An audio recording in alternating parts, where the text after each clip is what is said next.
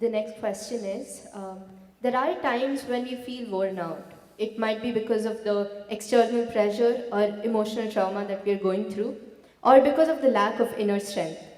In such a situation or such a circumstance, what do you think would help us get back our interest and enthusiasm in life? Oh, worn out? How old are you? Can I ask how old are you? Okay. No, we won't tell you that. No, at this stage in your life, you should not be worn out for any reason. As you said, emotional trauma. So you need to understand this. These are all become regular words to be used in the society. People think they have a right to be stressed.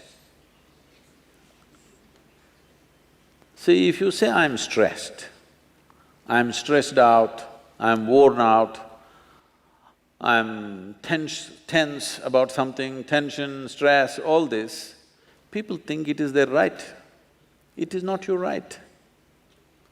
It is a great disaster that you're unfolding upon yourself. Because stress, anxiety, all these things means you just don't know how to manage your thought process and your emotion, isn't it? Or even your chemistry. To look at it in a very fundamental way. See, what you call as peacefulness, what you call as joyfulness, what you call as blissfulness, what you call as ecstasy, what you call as agony, what you call as misery, what you call as anxiety, what you call as stress, all these experiences of life, pleasant ones and unpleasant ones, all of them have a chemical basis to it, yes or no? There is a chemistry attached to it. Suppose you lose your peace today, what happens?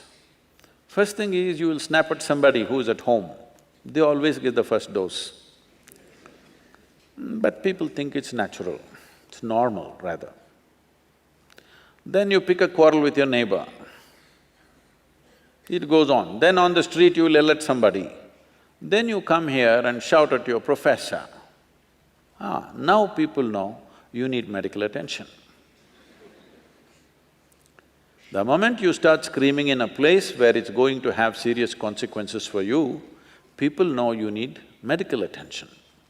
If you go to your doctor, initially he tries to talk you out of it, usually it doesn't work. So the next thing is he will throw a pill into you. You take this little pill, you feel little peaceful. Not for good, at least for a period of time. It works in a limited way. What is this pill? Just a little bit of chemicals. If you put these chemicals, you're becoming peaceful. So what is peace? Certain kind of chemistry. What is joy? Another kind of chemistry. What is ecstasy? Another kind of chemistry. What is misery? Another kind of chemistry. Every human experience has a chemical basis to it.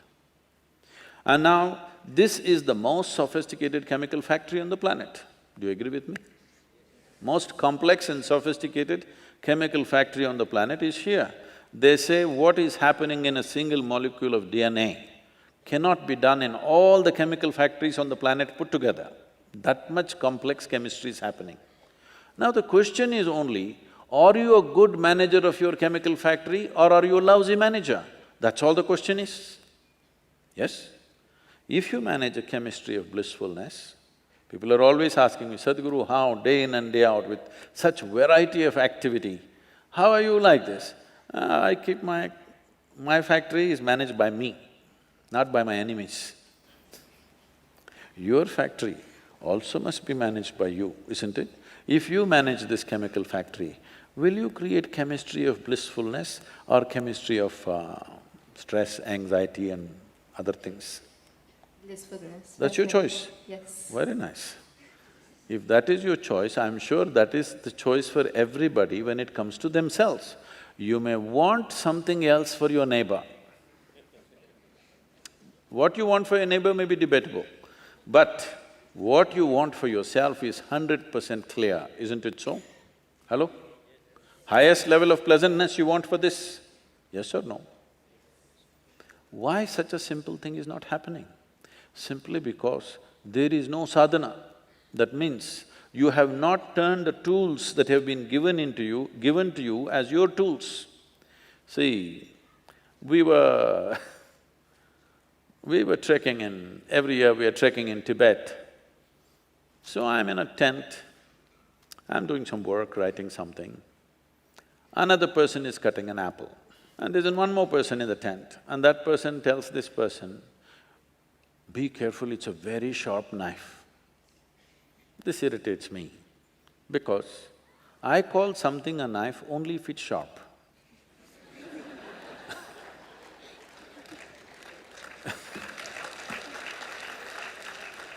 If it is a child, I understand, you say these things. This is a full-grown man. Then I say, hey, leave him alone. He's a full-grown man. He should know bloody how to handle a knife of all the things, not some complicated machinery, just a knife, leave him alone. No, Sadhguru, it's a very sharp knife. Say, I know it's sharp, that's why it's a knife, just leave him alone. Then I continue my work. Then quietly she whispers, "Be careful, it's a very sharp." And after 2 minutes he cuts his hand. Then I say, okay. Why I'm telling you this is, we don't give a knife to a child's hand, not because a knife is dangerous, simply because a child's hand is not steady. He may harm himself or somebody else. Yes? Knife is not a dangerous instrument.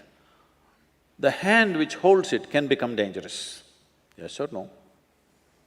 Like, is a car or a motorcycle a dangerous thing? No, it's a wonderful thing. But so many people kill themselves. If you do one mistake, it will take your life. If you handle it right, it makes your life. If you don't handle it right, it takes your life. But the greatest instrument that you have in your life is your own body and your mind. If you don't handle it right, it will take your life, of course. So this is all you're saying. This is simply because right now our entire system of education is about how to fix the world, not about how to make this into a tremendous instrument in my life. How my body, my mind, my chemistry, my intelligence must work for me. Once these things don't work for you, you are a finished case. Do what you want. Once your intelligence is turned against you, no power in the universe can save you, isn't it so? Because enough work has not been done on it, no attention has been paid as to how this functions. You agree with me, this is the most sophisticated machine on the planet? Is it nap time for the law students? Hello? I'm asking for a higher opinion. Is it nap time? No. Is this the most sophisticated machine on the planet? Have you read the user's manual? Oh. When are you going to read it? Because in this society, people are telling you, you do all those things after 70 years of age. When you're no good for anything, then you read the user's manual. If you buy a phone, should you read the user's manual in the first 3 days or after 3 years when you're discarding the phone? Huh? Earliest possible time you must read if you want to make use of that instrument, isn't it? So this is what sadhana means. Sadhana means not doing something crazy. Sadhana means doing whatever it takes so that my body, my energy, my emotion, my thought is in my hands. If you gain mastery over your physical body, 15 to 20% of your life and destiny will be in your hands. If you take charge of your mind, 60 to 70% of your life and destiny will be in your hands. If you take charge of the very life energies that you have, 100% of your life and destiny will be in your hands. Young people should do this first before you mess with the world. Before you mess with the world, you must fix this, isn't it?